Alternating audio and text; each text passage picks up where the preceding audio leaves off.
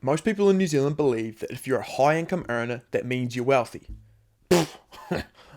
Well, that's a lie. It's actually one of the most dangerous financial lies that Kiwis believe. In this video, I'm going to explain why a high income doesn't mean you're wealthy, and that why a lot of high earners in New Zealand are actually secretly broke.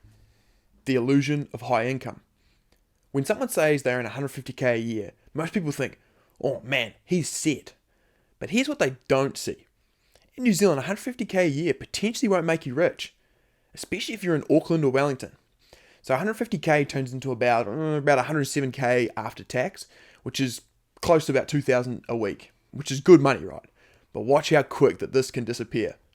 Mortgage, 1,000, food, 200, petrol, 100, insurance, rates, phone, power, 200, student loan maybe, 100, subscriptions, gym, weekend spending, 150 to 300.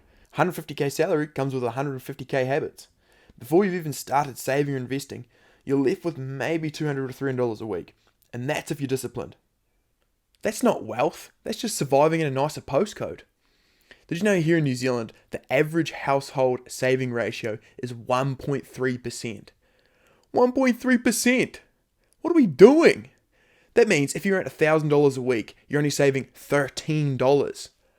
What are we doing? Literally, if you saved $14 a week when you're on $1,000 a week, you're better than the majority of the country. That is such a low-hanging fruit.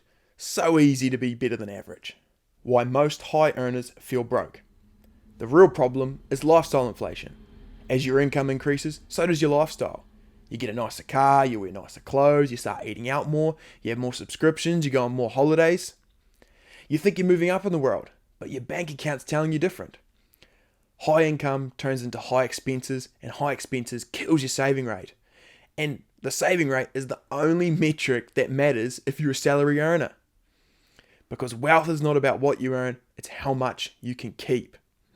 We here in New Zealand, we don't have a cost of living crisis, we've got a cost of spending crisis. People think they can have their cake and eat it too. Now, has inflation been high lately? Yes, it has. But it just means you can't have the luxuries and chase the status like you want to. You just can't. I'll tell you what does annoy me, other than that, is when old people always go, oh, back in my day, butter used to be 10 cents. Yeah, no duh. That's inflation. That's how inflation works. Oh, I can't buy heaps of butter now. Yeah, inflation.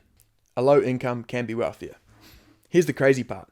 Someone earning 70k a year, but saving 20% of it, is more wealthier than someone earning 150k a year who's just chasing status and doesn't save any.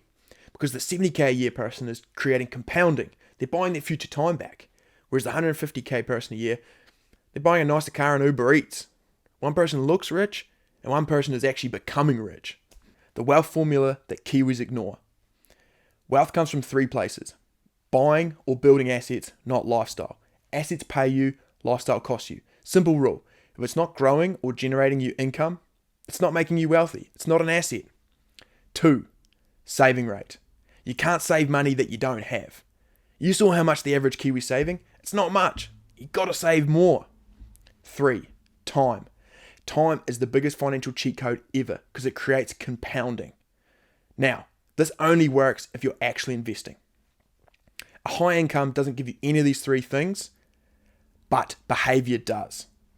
Now, what does learning mean? Learning means same problem, new strategy.